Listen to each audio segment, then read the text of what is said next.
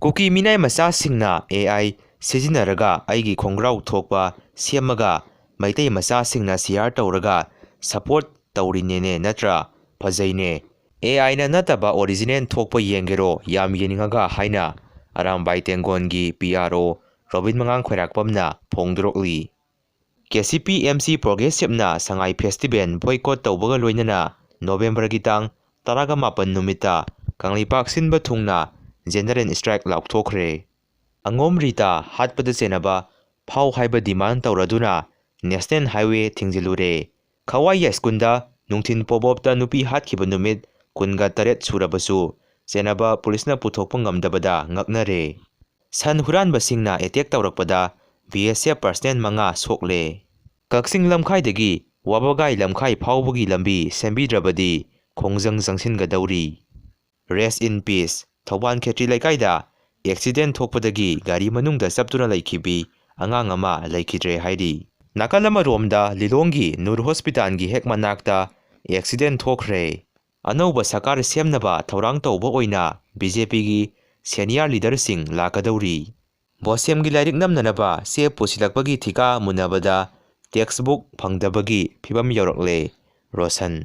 Ipa ipugi puwaribu khongul liba ngamdrabadi Masa masu ama oina lairubagi kanaba leite haina N Biren na phongdokre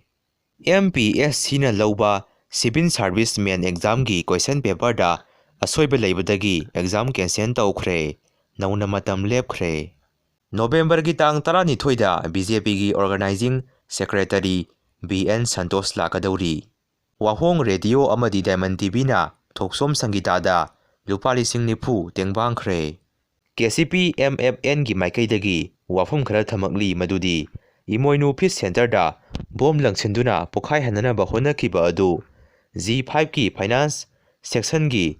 special team amana chathakibani haina laibak miyamda khanganjari Imoinu Peace Center gi mapu oidiba tomba hariba miyoi asi G5 ki mayokta sahi ama sumna thabak tawba miyoini mamangda su warning oina nongmai kapsinduna wakhan tahanana honabada ahoina dum ngakkan ba hengalakhi hojikti amuk hanna khanganba leitana khut thabagi khongjang sangsinjare maram masina Imoinu Peace Center da miyamna amuk hanna sangbiganu asok apan yawraklabadi G5 na madugi thaudang pujaroi amadi Imoinu Peace Center gi outlet hangnabagi mafam leibak miyamna pibiganu tombagi mataw atopana tawbiganu samana basarak pigani haina asumna phongdrokli Kangpokpigi lamekar kuntra mangada tharamba popi sing yantatkre Asamda Chandendagi miyoi ani lupa karor 5.85 ki drug ka konana phare hairi